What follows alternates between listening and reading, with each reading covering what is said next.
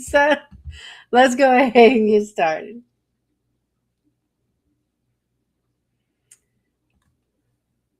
Okay, now let me get our little Canva up here because we left off. Let's go over here on these last few in Revelation chapter 10. Remember about all of these involved with the trumpet, and we're in terrible times. I mean, as far as like the timetable of where we're at in the book of Revelation with the judgments that are coming down. Thank you, Pam. I needed that prayer. With the judgments coming down and everything, it's hard to look at. It really is, because we know a lot of souls are going to hell at this point, that hell has been unleashed on the earth. Oh, that reminds me. Hold on. I can't go any further without doing this.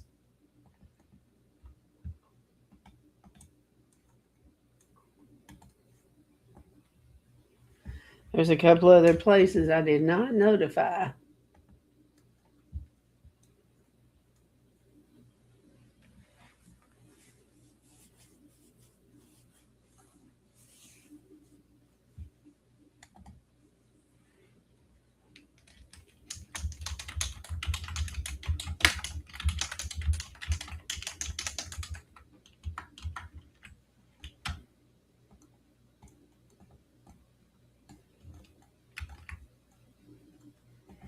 There's one. Let me go this other place over here.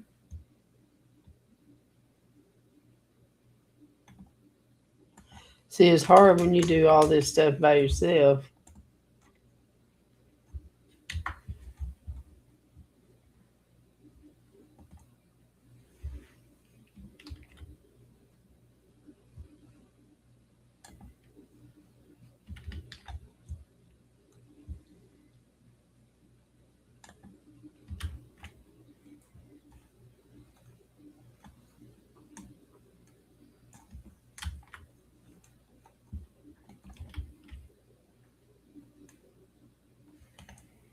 There we go.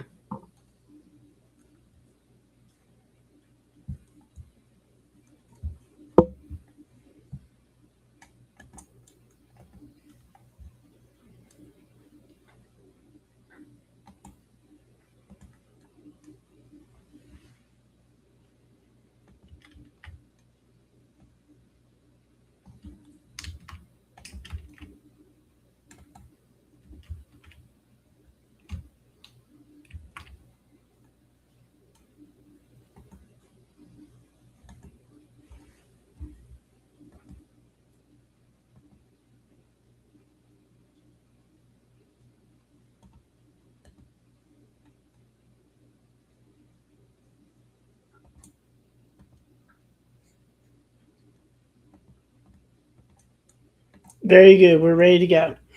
Okay, so, but as I was saying, the demons from hell have been unleashed on the earth, and there's a lot of destruction going on, and the wicked are being judged by God. The wicked are being judged by God. This morning on our prayer call, this wonderful woman, I don't know if she's watching right now, we call her Mama D. She is our uh, oldest lady in the family. Let me just say that. And so we all call her Mama D. We also got one on the news we call Mama G. So we got Mama G, Mama J, Mama D. But anyway, she was telling us that she had a dream last night that she was in this building with her grandson, and this bomb hit that killed everybody in there but them. They were still alive. I mean, blew the other ones smithereens.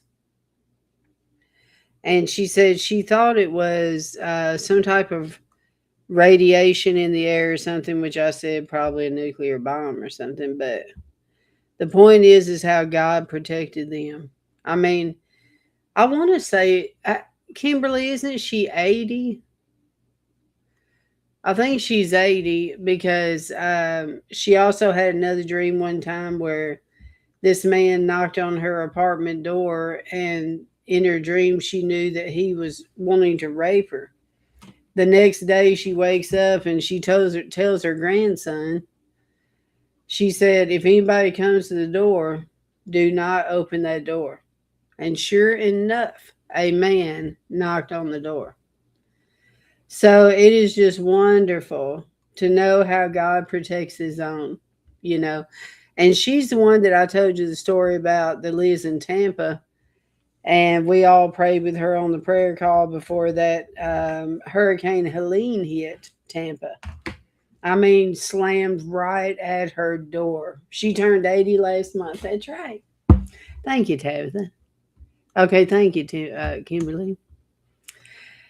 But do you know she went downstairs, took the blood of Jesus, she pleaded the blood of Jesus over the doors of the building. In that she lives in this big high tower home for the elderly type of deal, assisted living. Well, it's like an apartment. It's not really assisted living. It's an apartment, for the older people. But it is top notch, very classy, very nice. I looked at it one day. But when that thing hit, it did not. I mean, the lights went out, but she still had lights. Their building did not get flooded. Can you believe that? That's just how God is, man. Okay, but anyways, let's continue. All right, so this is what's happening right now. We're in the seventh trumpet. The mystery of God should be finished, and he has declared that his servants the prophets.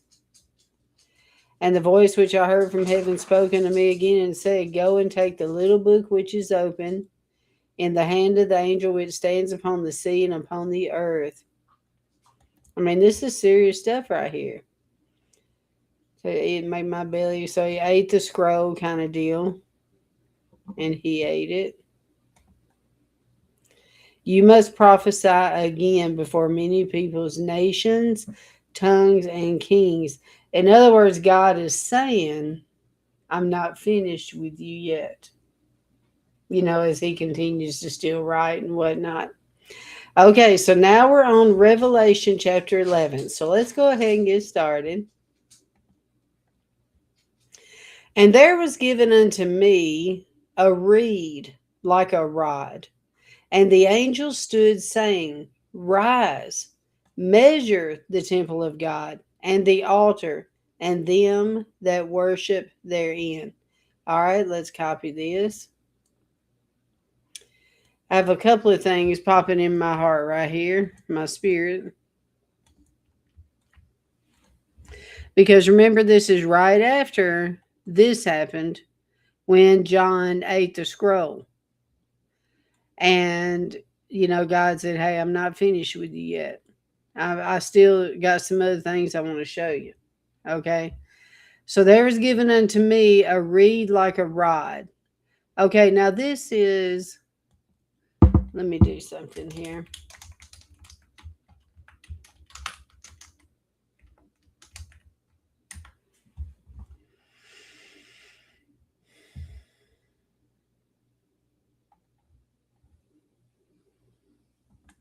Oh, now we're getting into the two witnesses. Oh, this ought to be good today. It's another hot topic because there is two people, a man and a wife, that are Jewish in Jerusalem, acting like they're the two witnesses. I'm like, what a farce, people. Don't you see through this? But anyway, Revelation 11 focuses on the two witnesses prophesying during a time of tribulation, symbolizing the church's duty to testify despite persecution, followed by the sounding of the seventh trumpet announcing God's eternal kingdom. It emphasizes God's protection of his people, the resurrection of martyrs, and impending divine judgment. The two witnesses, they prophesy for 1,260 days, 3.5 years, symbolizing the church or specific prophets like Moses and Elijah, bearing witness in a dark world. Their power includes protection, calling down plagues, and control over rain. The temple measured represents God's preservation and knowledge of his true people, the church believers, during times of trouble, while the unmeasured outer court represents the world. Bam!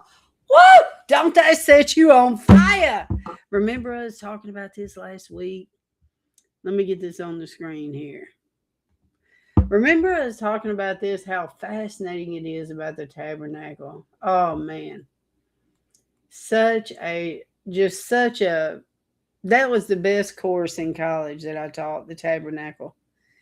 It's just so fascinating because of the way that, I mean, this is all symbolic of Jesus. I mean, you're looking at Jesus just in another form. It's just so amazing. You got the outer courts, the inner courts, and all of this. So in this scripture that we're reading, where it says, and there was given to me a reed like unto a rod. You know, when I see that as well, I think the reed to the rod, I think of Moses. You know how God gave Moses a rod. And the angel stood saying, rise and measure the temple of God and the altar and them that worship therein. And I can see, you know, in some part how people would believe that, you know, that may be a physical temple, like the way that, you know, the beast system, the way that they try to say it is that it's,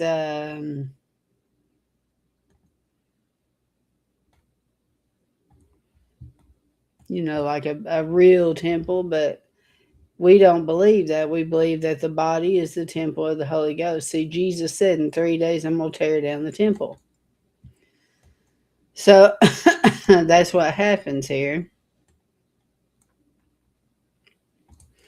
Okay, so what I'm going to do over here, let me hide this temple and come back over here, is we're going to get us a human body. Human. All right. So you take the human body and you take the angel here. And then John. Remember John? Let's go to find John over here. Here's John. Okay. And there is given unto me a reed like a rod. So let's look at I guess it'd be like a stick.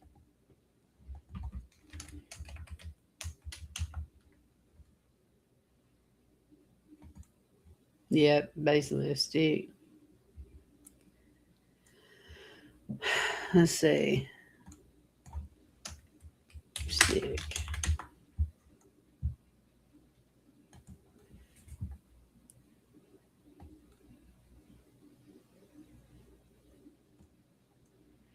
All right, let's make that a little smaller. So let's have it where the angel is giving him a stick. Very good. Okay, and let's go ahead and put the human over here.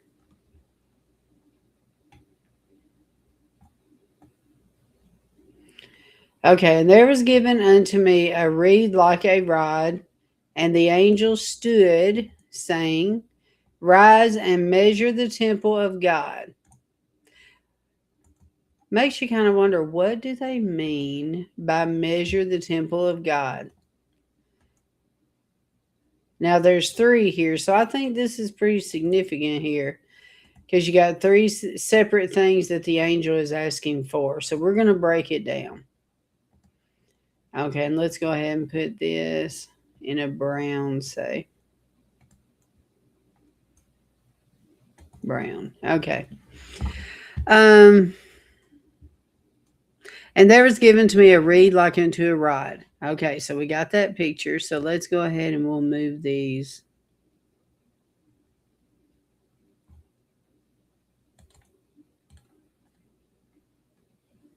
There we go. And let's group them. Oh, what the world? Okay. We'll group them and then we'll move this up here. Okay, so there is given to me a rod, and the angel stood, saying, rise and measure the temple of God. Okay, so this is the temple. There we go. We'll just put it there. Perfect. Oh, yeah. Okay, so measure, I say like I'm measuring this. There we go.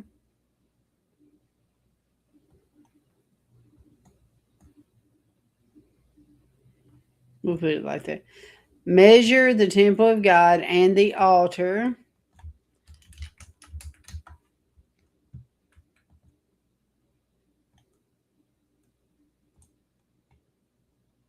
We know the altar is in the Holy of Holies.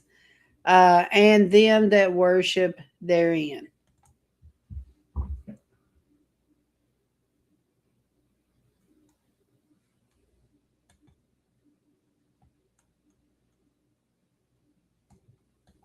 Let's go back over here where it says represents God's preservation and knowledge of his true people, the church and believers during times of trouble.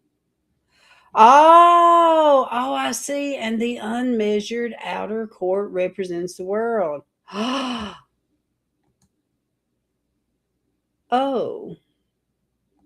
I get it now. Hold it. Okay. Here we go. Here's the best word for this right here. I see what it's saying now. Let me put a word up here. Best way to describe the measuring wheat from the tares. This is how you measure how somebody is put them under pressure. Separating the wheat from the tares, basically, is what this is.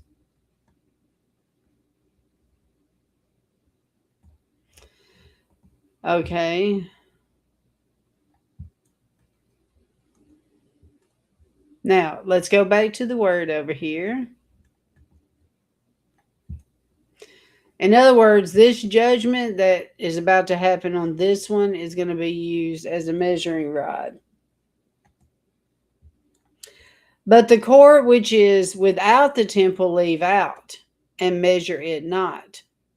For it is given unto the Gentiles, the holy city shall they tread under foot 42 months. The court which is without the temple, see, that's the world. That's what that thing is saying. Hold on. Does anybody else have any other thoughts?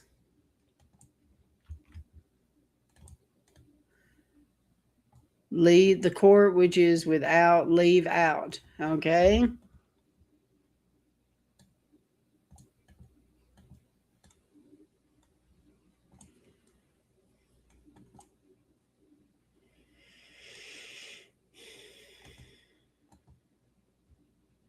And measure it not. You know, it's like I was telling you guys on the news last night. I was like, some people get mad at me, because I don't cover the Democrats, and I tell them, what for? I don't measure them. I mean, we know how they are. I mean, there's no point in it. Y'all know what I mean?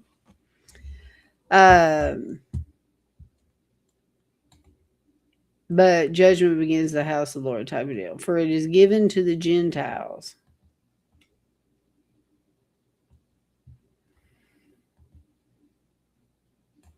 And the holy city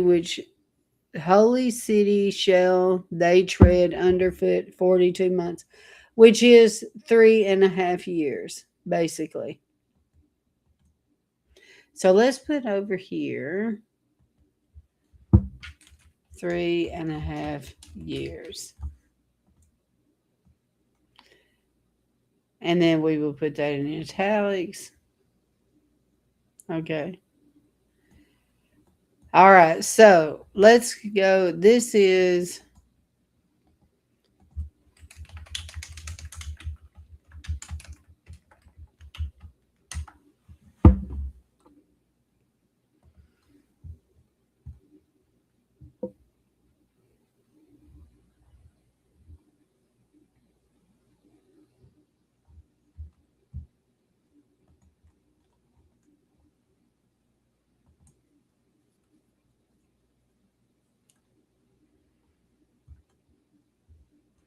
Okay, let's look at it from another angle.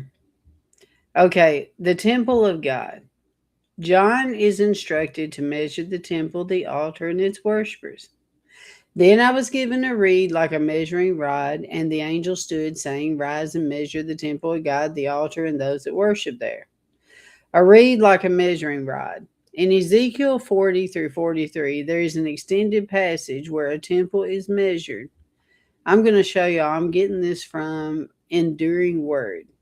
Okay. Where a temple is measured. The temple in Ezekiel is best understood as the temple in the millennial earth, and the temple of Revelation 11 seems to be before the temple of Ezekiel. Yet there are similarities. The temple in Ezekiel is measured extensively. Let's look at this scripture. Then he brought me into the outer court, and there were chambers, and a pavement made all around the court. 30 chambers faced the pavement. The pavement was by the side of the gateways, corresponding to the length of the gateways. This was the lower pavement. Then he measured the width. Oh, this does give clarity, don't it? Then he measured the width from the front of the lower gateway to the front of the inner court exterior, 100 cubits towards the east and the north. There are a few other biblical examples of measuring. In Zechariah 2, a man measured Jerusalem, a scene that evidently showed God's coming judgment on the city. Oh, I get it now. Oh, man. Think about when Abraham had the three people come and visit him, which there's many different thoughts of who the three people was, but I believe it was God, you know. And, that was one example where they was telling him they was looking at Sodom and Gomorrah. They were basically measuring it up. I get it now. I get it. I get it. I get it.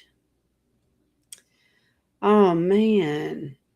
Sometimes in the Old Testament, the idea of measuring communicates ownership, protection, and preservation. When Habakkuk prophesied, he stood and measured the earth. Habakkuk 3:6. The idea was that the Lord owned the earth and could do with it as he pleased. When this temple is measured, it shows that God knows its every dimension and he is in charge. God is in charge. This is one of the glorious, mighty themes of the book of Revelation. Revelation 11:17 again uses the title Almighty of God, for God. The Greek word for Almighty is Pantocrator, and it describes the one who has his hand on everything. 9 out of the 10 times this word is used in the New Testament. It is used in Revelation. This temple will be the scene of great horror and great glory, but God is in charge, working through both the good and bad actions of man. The identity of this temple is an important matter of interpretation. Many see the temple as a symbol of the church. Paul describes the church as a temple. Now, therefore, you are no longer strangers and foreigners, but fellow citizens with the saints and members of the household of God, having been built on the foundation of the apostles and prophets, Jesus Christ himself being the chief cornerstone, in whom the whole building being joined together grows into a holy temple of the Lord. It could be that if you think about it that way, because we are the church. I mean, if you think about the church, we say it's not a building, but really we're like a building.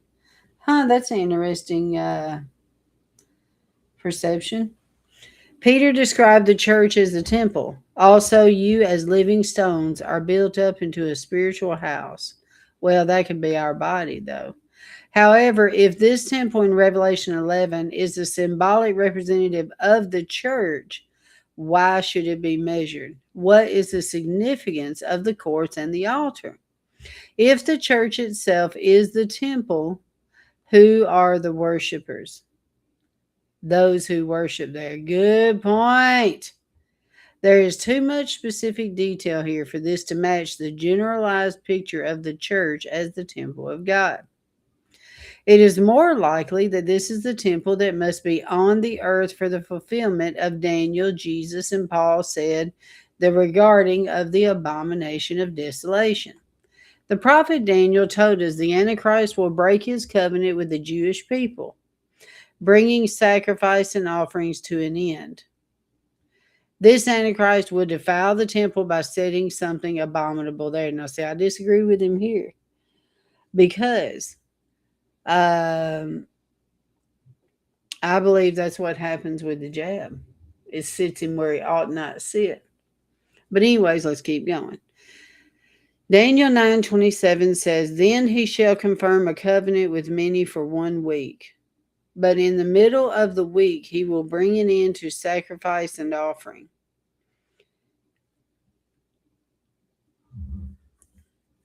And on the wing of abomination shall be one who makes desolate, even unto the consummation which is determined is poured upon the desolate." See, that's why a lot of people thought it'd be Obama as the Antichrist, because they could just see him turned against Israel. You know what I mean? But I can't see Trump turning against Israel. Trump is Israel. That's like that video I showed you he did at the White House yesterday with the DoorDash person. They're bringing him. What are they bringing him? McDonald's. Hello. Hello. We know we've been looking at that McDonald's connection there. All right, let's see. Daniel 11:31. And forces shall be mustered by him. Oh, here it is. Let no one deceive you by any means, for that day will not come unless the falling away comes first, and the man of sin is revealed, the son of perdition, who opposes and exalts himself. Boy, do we see this faux show above all that is called God or that is worshipped, so that he sits as God in the temple of God, showing himself that he is God. Isn't that something? Jesus said to look for the abomination standing in the holy place, which would be the pivotal sign that the season of God's wrath was upon the earth. Therefore, when you see the abomination of desolation spoken by Daniel the prophet standing in the holy place, whoever reads this, let him understand, then let those who are in Judea flee to the mountains. Matthew 24:21. For then there will be great tribulation, such as has not been since the beginning of the world until this time, no, nor ever shall be. Paul told us that the Antichrist would sit in the temple as God. 2 Thessalonians 2:3-4. Let no one deceive you by any means, for that day. Okay, that's the one we just read. The concept of the abomination of desolation is often spiritualized, with explaining it as idolatrous worship is established in the hearts of God's people, his temple. But in what sense can people be called God's temple if they worship the Antichrist, an emissary of Satan himself?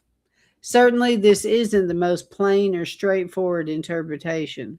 The simplest explanation of all these passages is to see a real Jewish temple on the Temple Mount, Jerusalem, yet to be built, but coming soon. So I disagree with that. The temple, in point in fact, today there are Jewish people very interested in rebuilding the temple and resuming sacrifice, and are making preparations to do the exact thing even now. Today you can visit the Temple Institute in Jewish Quarter in the Old City of Jerusalem. Okay, forget all that. Forget reading this, guys. All right, let's see here.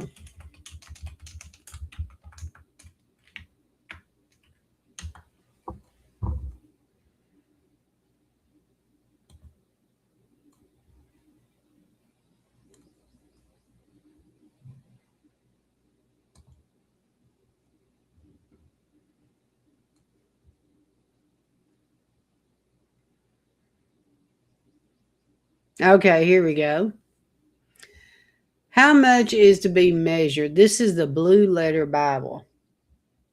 The temple, the gospel church in general, whether it be so built, so constituted, as the gospel rule directs, whether it be too narrow or too large, the door too wide or too straight.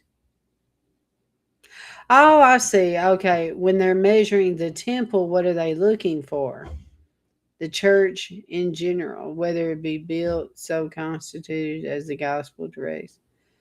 Too narrow, too large, too wide, too straight. The altar.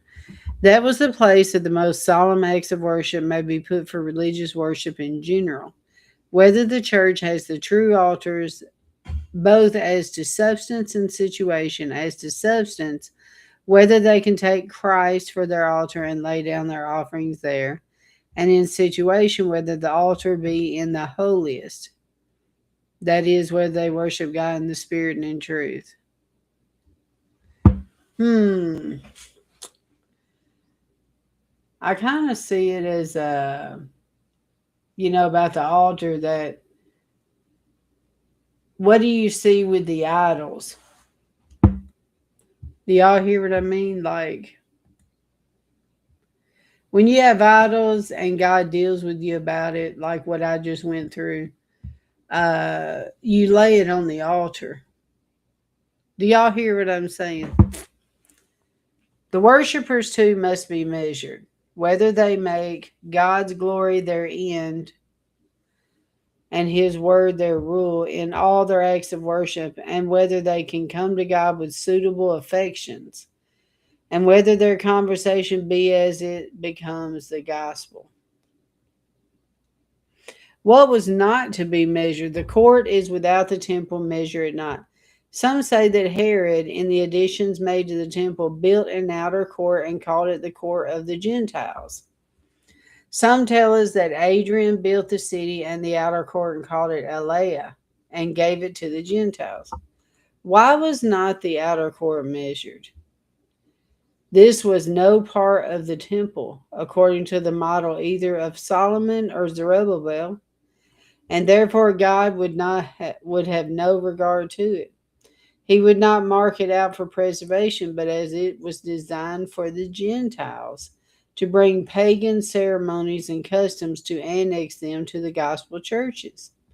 So Christ abandoned it to them to be used as they pleased, and both that and the city were trodden underfoot for a certain time, which some would have to be the whole time of the reign of the Antichrist.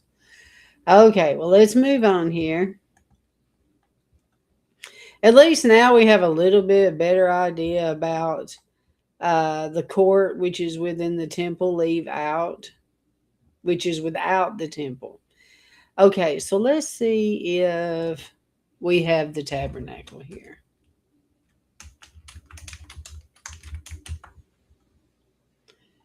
All right, let's see. Tabernacle of Moses.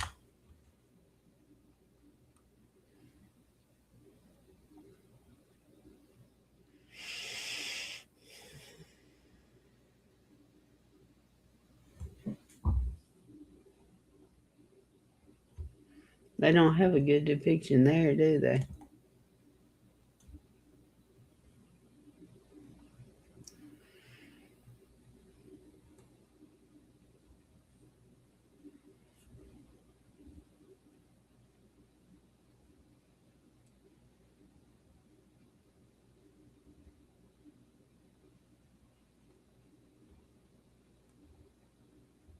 Hmm.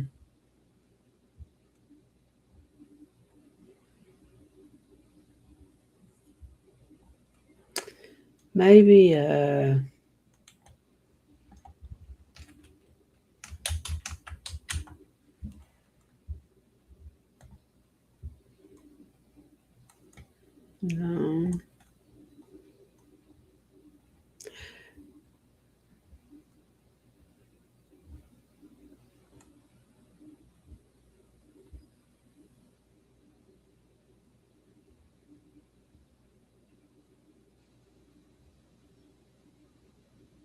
Hmm.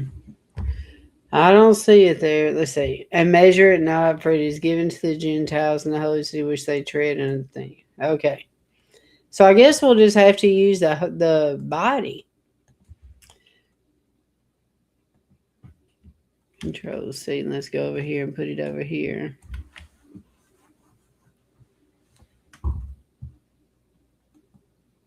Here we go. I know how to do this. Okay, let's copy this. Let's just do it like this and make it simple. We'll do like this.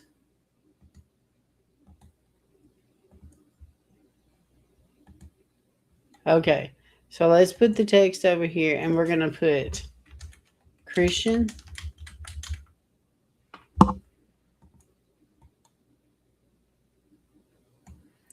And then copy that, and then we'll put over here world. That's the way I see it. Let's go to the next scripture.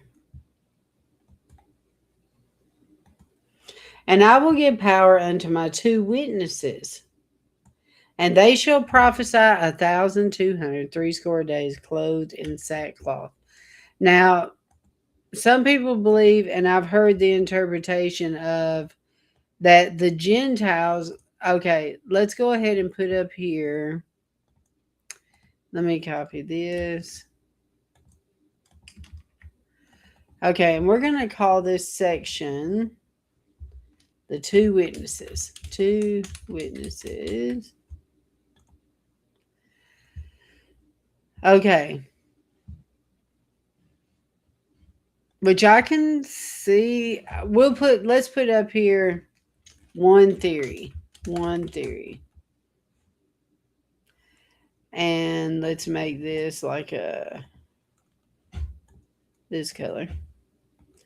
And then let's put it in italics and kind of turn it around there. Okay, so this is one theory.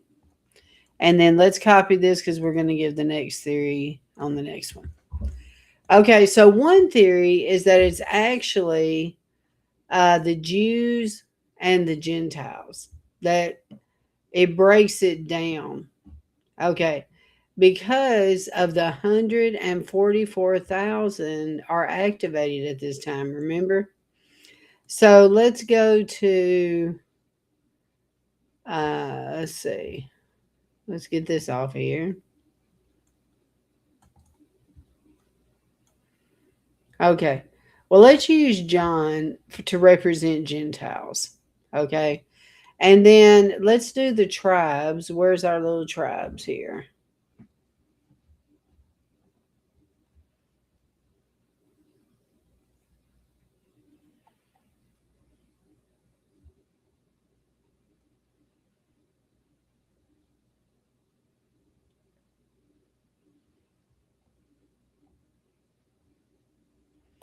Well, where did our little tribe men go?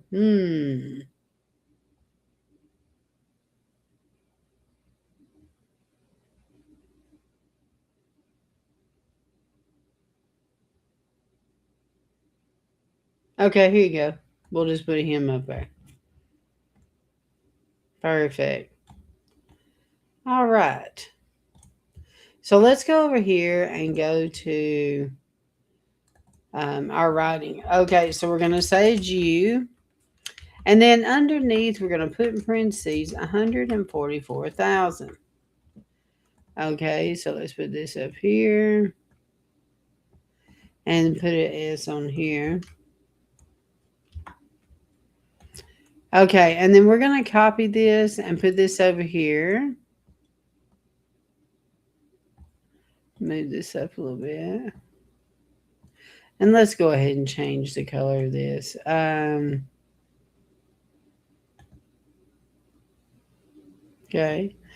And then for this one will be Gentiles. And then we'll just put Christians.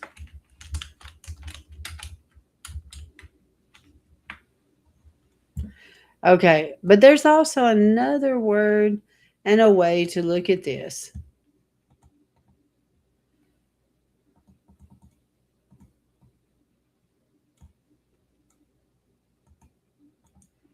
Okay, now, which I mean, I could believe this actually, but let's just go here.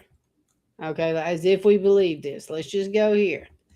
Okay, now this could represent the first covenant. Boy, I've got so much going off in my spirit right now. Woo! Let's put another. There we go. First covenant, and let's copy this. And this is the second covenant. Now, wow. And I will give power unto my two witnesses. And we're going to make this green. And they shall, and let's make the power green. And they shall prophesy. I don't know what's wrong with my mouse. What the world? Okay. Uh, shall prophesy 1,203 score days.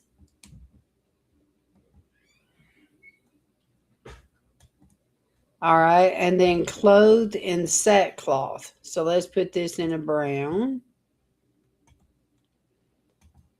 All right. So let's put up here sackcloth. Sackcloth is a Jewish tradition of mourning. Whenever the Jews would mourn, am I still alive? I don't see anybody chatting. Y'all just say something every now and then, let me know I'm still alive. Just say hello or something. I lost my train of thought. Oh, okay. But it's a Jewish culture of mourning. Okay. Whenever they're mourning, they tear their clothes. They dress in sackcloth. So I can see where uh, these leaders or warriors or whatever you want to call them would dress in sackcloth. The country, the world, rather not the country, but the world is in judgment. So they're grieving. Okay, let's put up here. We need a white glow. Okay, we are here. Thank you, sister. All right, let's put this over here.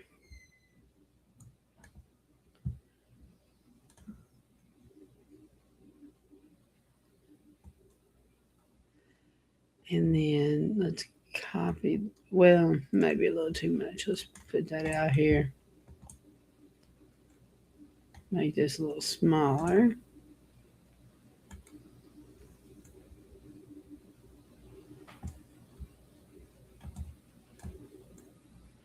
Okay, and then put this back a little bit. Okay.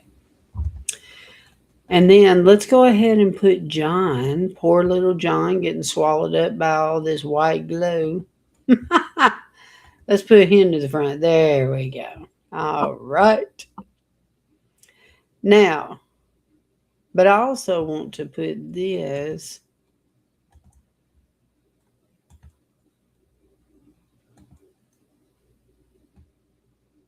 There we go.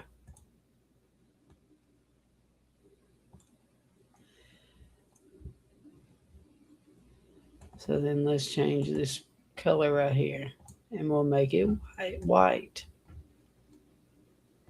All right, very good. Oop.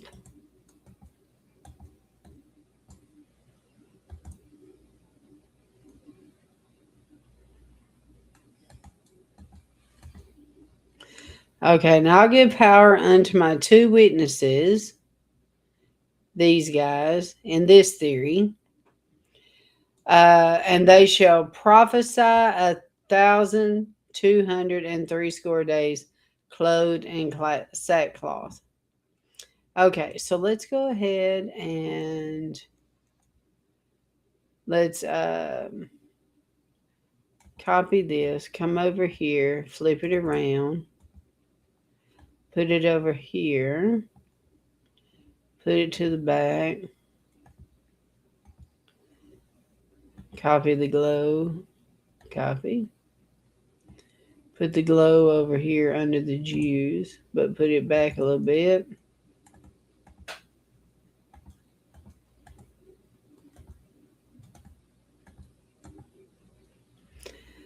Okay, and then we'll copy this glow.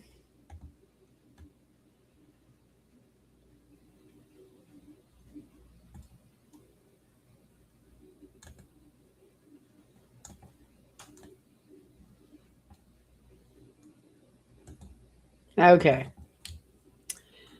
All right, and then let's kind of put this in the middle here. Very good. And I'll give power unto my two witnesses.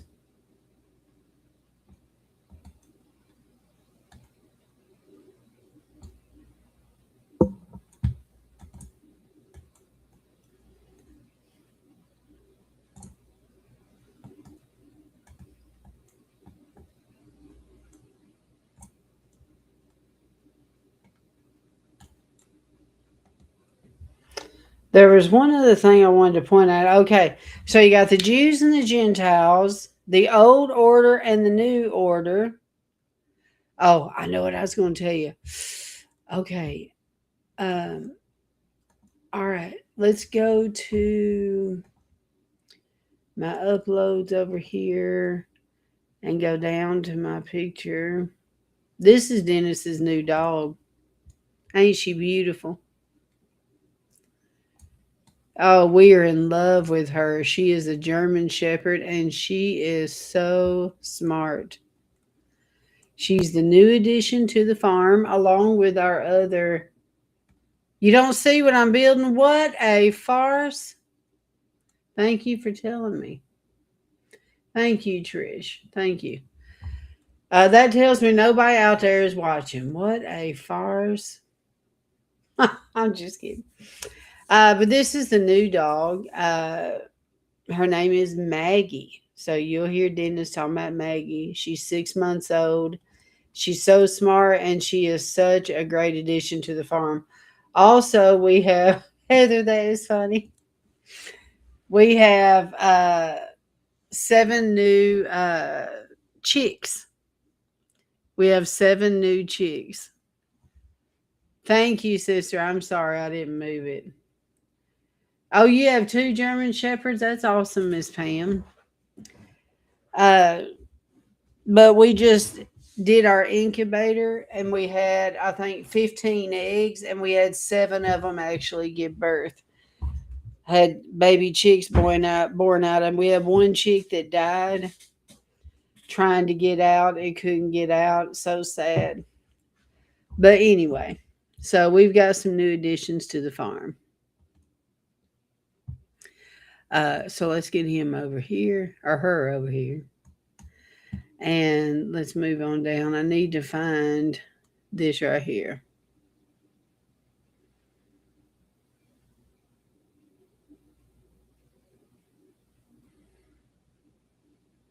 Okay, here we go. All right. So, as I was telling you before about this picture being the elders, okay, I'm going to put them over here actually in the corner, just kind of get them out of the way. Or no, I guess I should put them in the middle, really. Okay, yeah. We'll put the the elders here. Now, in the elders situation up in heaven, you have half and half. You have the first covenant and you have the second covenant. Okay? So, let's put that in words. So, in the elders, let's put it like this. Elders. Okay? You have in the first covenant, you have the children of Israel. They are people. Okay? They are the elders. Okay, then you have, and this represented the first covenant. You know, the tribes. You could say children or you could say tribes of Israel. Okay, we'll just say tribes. 12 tribes. Here you go, 12 tribes of Israel. First covenant. Okay, go down. Then you also have the 12 disciples. And this is covenant. Sorry. Okay, so you have this one, the 12 disciples is the second covenant. So when you look at it in that way, this is the second. Let's see, we can do the purple color. And then the 12 tribes of Israel, the first covenant, we'll do in the blue.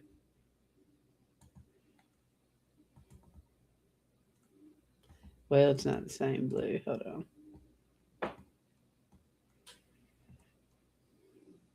Is this helping you guys to understand it? I'll tell you, it is surely helping me. Oh, here we go. There's the right blue. All right, so let's go ahead then, and we will just put the elders in a red. Okay, so around the throne, you have the two.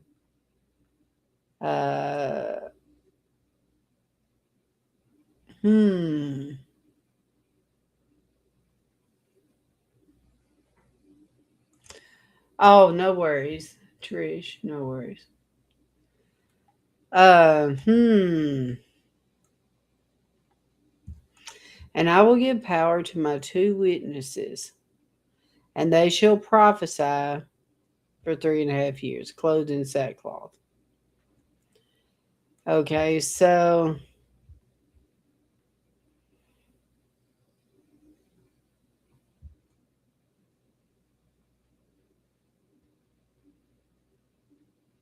I want to say the remnant. Well, let's just leave that here. But let's go over here. We're going to copy this. Now, this is a big subject on the two witnesses, let me tell you. All right, let's duplicate the page. Let's go to the other theory, which is the one I believed this whole time until today. Until now that I'm putting it in writing and really digging in, but we'll see. Okay, so what a farce. Let me move you down. Give me some space here. There we go. Now, this is 2 theory. Okay. So we're going to keep the sackcloth up there. We're still dealing with 2 witnesses. But they're different. Since it's a different order, we're going to take out these as the witnesses. Okay.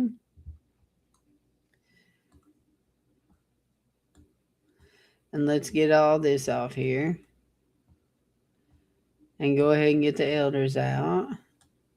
Okay. But we're going to leave these up here for another purpose. Okay. So up until this point, I believe that the 2 witnesses could be Elijah and maybe Enoch. Elijah.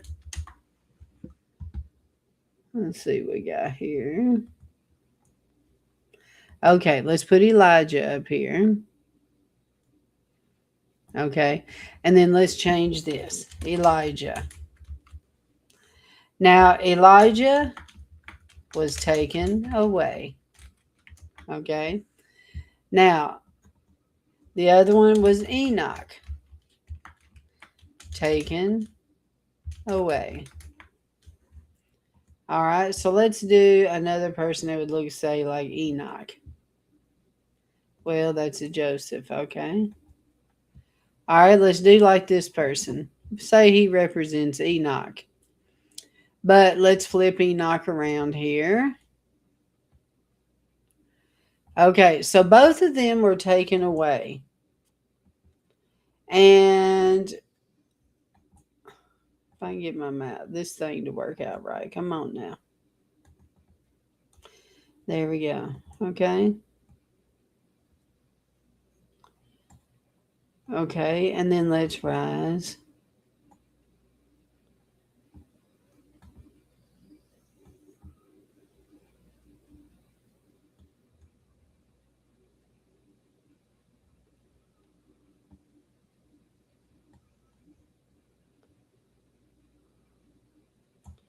Let's go ahead and we'll.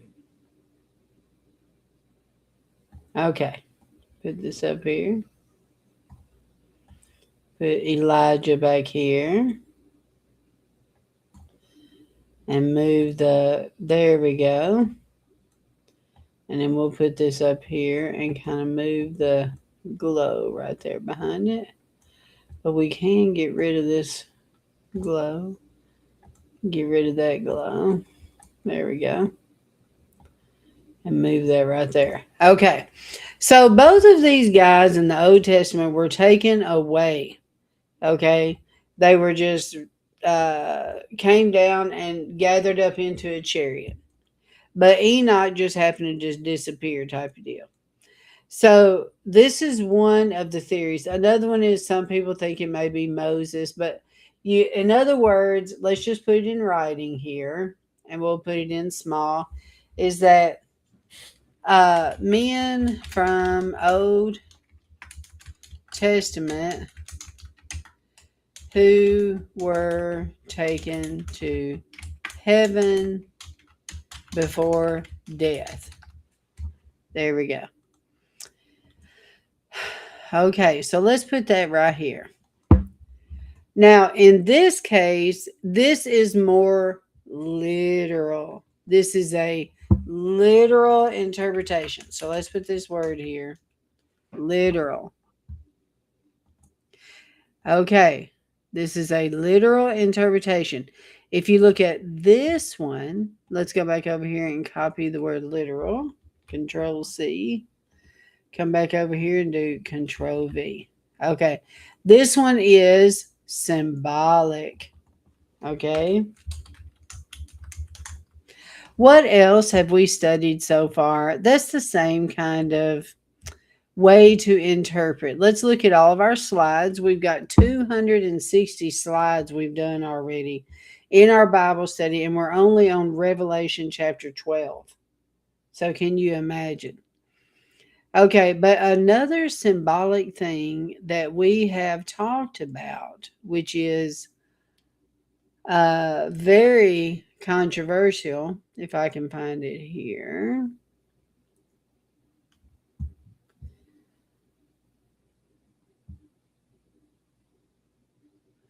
Okay, here we go.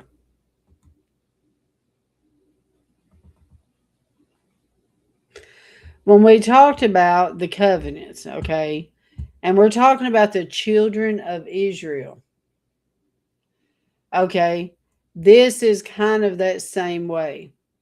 The church, the Christians, the second covenant, Jesus is the Lamb, they were what they call grafted in, but what it really means is it's like a spiritual inheritance. You know, Pastor did the best sermon I have ever seen on the children of Israel on Sunday, because he explained how the children of Israel is us. Even, I mean, he showed things I did not even know. He took us all the way back to Abraham, when God told Abraham, "You will be the blessing to all." ALL. And I was like, wow, bam. Oh, he was so right on it on Sunday. But in the second covenant, see, this is a spiritual. We are the spiritual Israel. This is the literal children, but we're the spiritual. You get what I'm saying? All right, so let's go back over here. So let's see.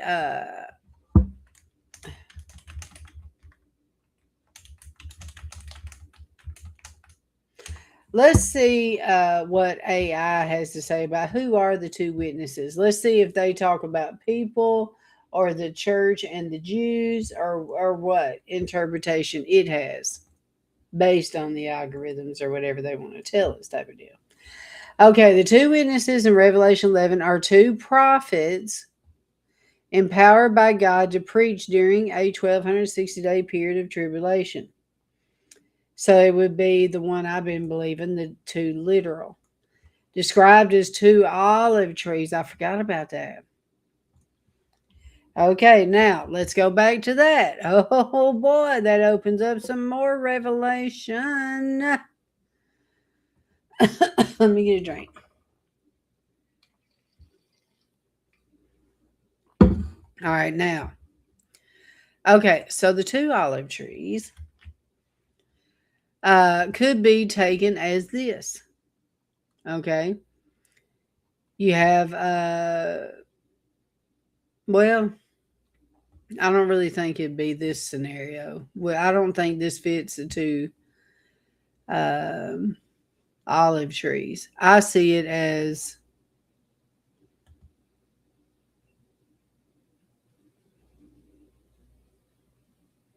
no. Well, let me just put this out here. Let's put this out here. Two olive trees. Because I think of the olive, I think of it as Jesus.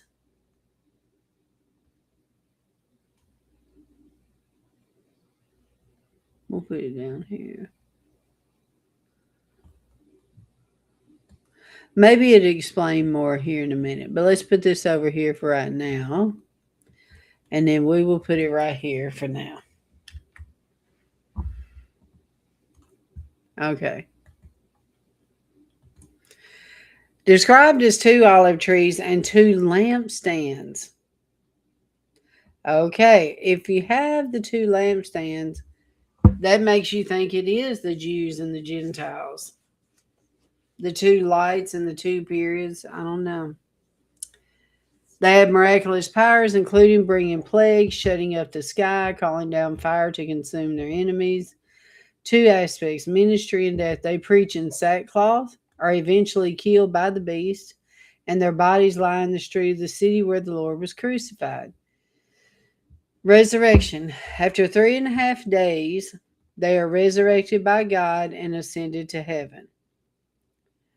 Identity. Moses and Elijah. Okay, here you go.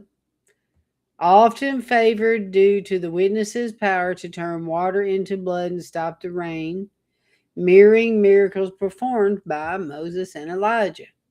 Okay, so let's go back over here to our drawing. And let's change the name of Enoch to Moses. But Moses died, though. So instead of doing away with this, let's just put Moses. Question mark. That way we have, it could be either or. There we go. All right, going back over here. Enoch and Elijah. Hey, there's the one I thought. Okay, proposed because neither experienced death, fulfilling the requirement for a physical death before judgment. Bam. There you go.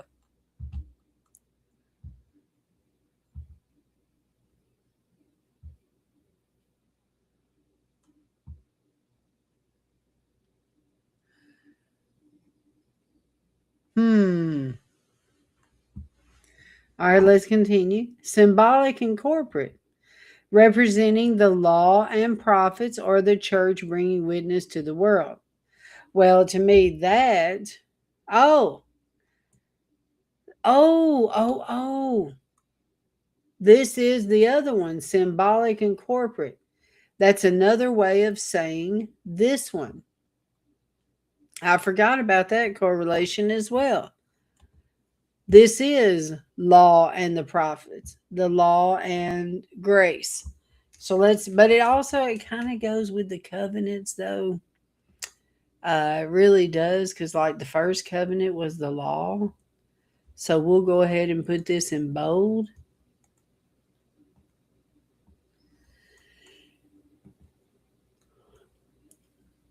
Okay, and then the second covenant, we will put this as grace.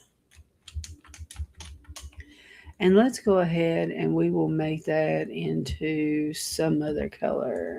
Green. Yeah. And then make this like that green as well.